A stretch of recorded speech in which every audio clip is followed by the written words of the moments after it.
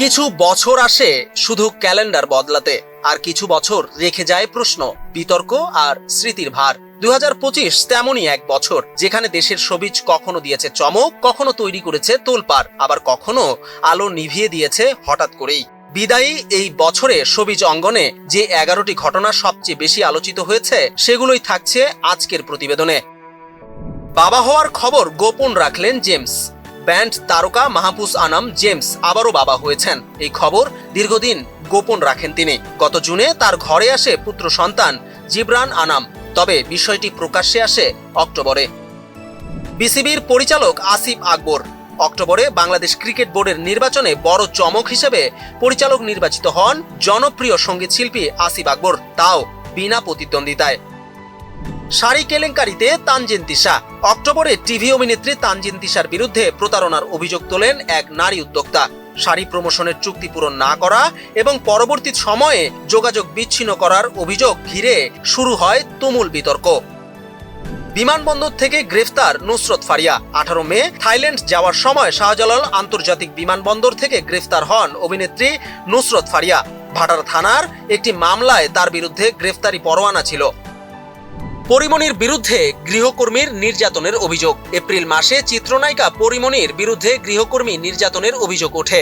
ভুক্তভোগী থানায় অভিযোগ দায়ের করলে বিষয়টি ব্যাপক আলোচনায় আসে। হিরো আলম গ্রেফতার। 15 নভেম্বর স্ত্রী রিয়ামনির দায়ের করা মামলায় গ্রেফতার হন আলোচিত কন্টেন্ট ক্রিয়েটর হিরো আলম। মনোনয়ন বঞ্চিত শোবিজ তারকারা। জাতীয় সংসদ নির্বাচনকে সামনে রেখে রাজনৈতিক অঙ্গনে সক্রিয় থাকলেও এবার কোনো শোবিজ তারকা দলীয় মনোনয়ন পাননি, যা আলোচনার জন্ম দেয়। ডক্টরেট ডিগ্রি অর্জন মিথিলার। অভিনেত্রী ও সঞ্চালক রাফিয়াত রশিদ মিথিলা সফলভাবে পিএইচডি সম্পূর্ণ করে ডক্টরেট ডিগ্রি অর্জন করেন। ব্যক্তিগত অর্জনের এই খবর প্রশংসিত হয় সর্বমহলে। নিরাপত্তাজনিত কারণে কনসার্ট বাতিল। নিরাপত্তাজনিত কারণে একের পর এক কনসার্ট বাতিল হয়। আতিফ আসলাম, জেমস আলী আজমতের কনসার্ট সহ বহু আয়োজন স্থগিত হয়ে বড় আর্থিক ক্ষতির মুখে পড়ে শিল্পী ও আয়োজকরা। ছায়ানট ও উদীচীতে আগুন। 20 ডিসেম্বর ধানমন্ডিতে ছায়ানট ও উদীচীর কার্যালয়ে হামলা ও অগ্নিসংযোগের ঘটনা ঘটে। দেশের সাংস্কৃতিক অঙ্গনে এই ঘটনা গভীর উদ্বেগ তৈরি করে। বিটিভিতে ফিরছে নতুন কুড়ি। দীর্ঘ প্রায় 2 দশক পর বিটিভিতে আবারও ফিরছে শিশু কিশোরদের জনপ্রিয় অনুষ্ঠান নতুন কুড়ি। এই ঘোষণায় নস্টালজিয়া আর প্রত্যাশা দুটোই ফিরে আসে।